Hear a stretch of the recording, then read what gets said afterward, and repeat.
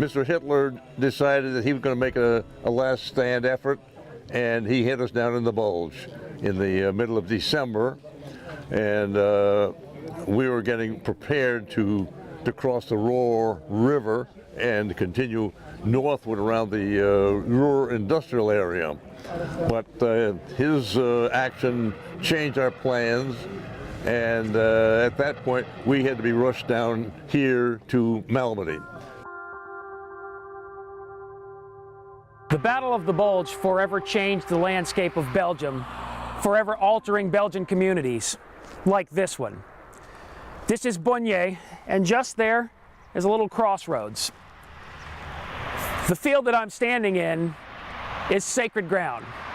This is a haunted place because here, on December 17, 1944, elements of Kampfgruppe Peiper managed to have a meeting engagement with U.S. soldiers from the 285th Field Artillery Observation Battalion. Now, these guys was not a heavily armed unit. You know, these were field observers, so barely carrying any heavy weapons at all. So the Germans opened up on the convoy, blocking the convoy on the main road, and then the Panzer Kampfwagens charged through the fields, opening up on the guys. And that's when the rest of Peiper's convoy, the spearhead of the convoy, headed to the Crossroads in Bonje. There's a lot of confusion in the opening phases of the Battle of the Bulge, and I think few units were more confused than the 285th Field Artillery Observation Battalion. These are guys that weren't supposed to be on the front line, and they certainly weren't supposed to be engaged by a column of heavy German armor.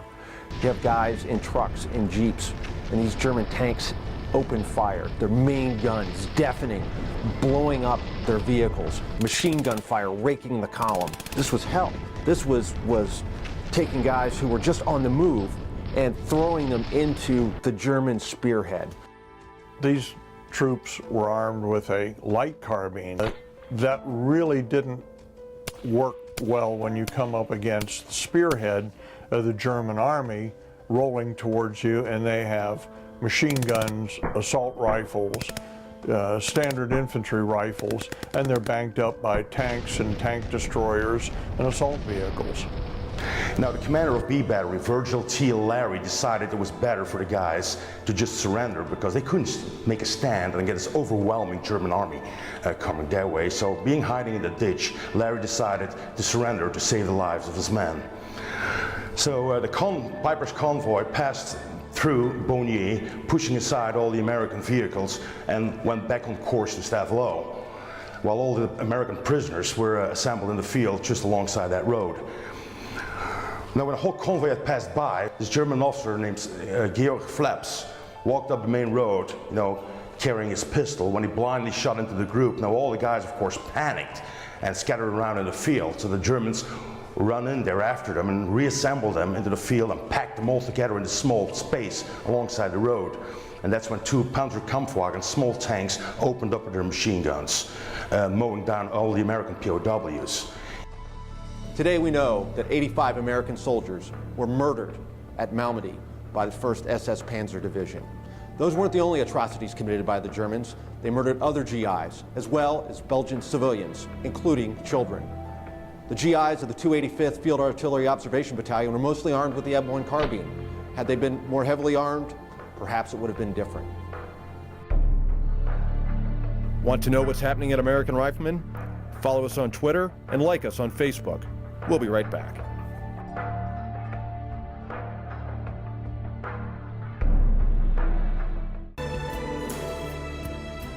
Kampfgruppe Peiper was commanded by SS Standartenführer Joachim Peiper. His brigade-sized force was the armored fist that was supposed to punch through the American army. He was the leading edge of the 1st SS Panzer Division. But American soldiers and air power stopped Peiper before he could meet his objectives. He had to abandon his vehicles and walk back to Germany.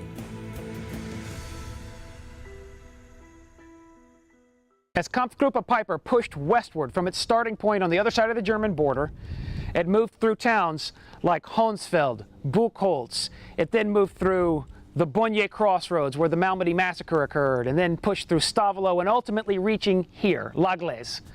In the end, Kampfgruppe Peiper can't go any farther than this. There are attempts to push beyond La Glaise, but eventually time runs out.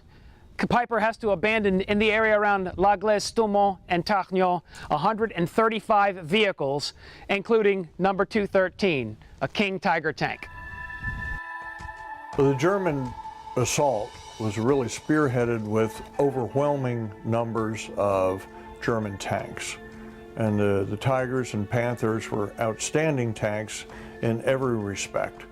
And they far outnumbered the Americans with their Shermans and the small number of tank destroyers that they had. Kampfgruppe Peiper was really limited by the road network and the terrain. That part of Belgium, Luxembourg, it's hilly, it's forested, it's crisscrossed by rivers.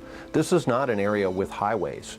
You know, it's said that, you know, they were trying to move Tiger tanks through roads that, frankly, a goat couldn't get across, or a farm cart.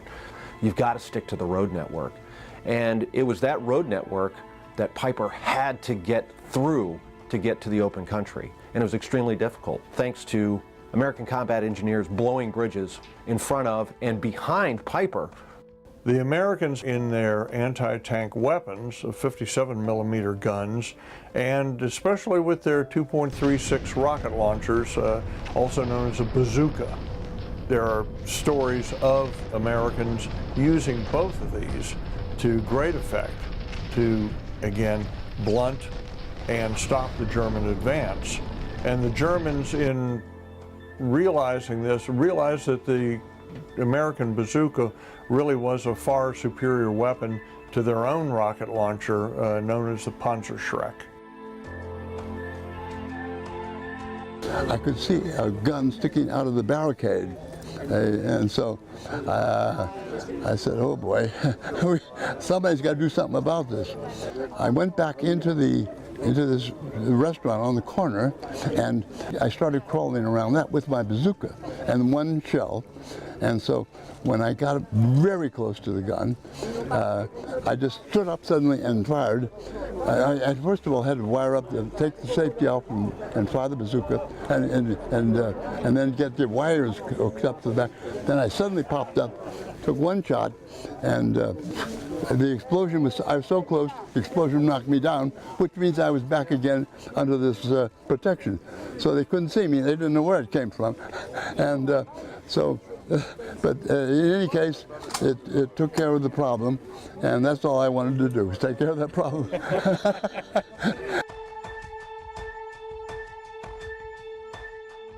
This little bend in the road doesn't look like much, but this is actually an incredibly important landmark in the Battle of the Bulge. Because Kampfgruppe Peiper, that element of the Battle of the Bulge that was to reach the farthest west the fastest, as Kampfgruppe Peiper clambered westward towards Stavelot, ultimately reaching Laglaise, they then experienced frustration in their attempt to use the low road. They couldn't get across the Liane River and pulled back to Laglaise.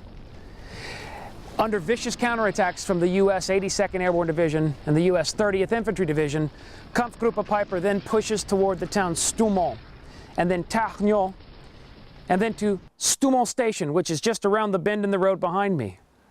And then 3 Panther tanks from Kampfgruppe Peiper reached this bend in the road, where they were knocked out by an American anti-tank gun within 5 minutes. This represents the high water mark of the Battle of the Bulge, because Kampfgruppe Peiper would go no further than this spot. So in many ways, the Battle of the Bulge and all of its grand aspirations, they disintegrate right here, all before Christmas.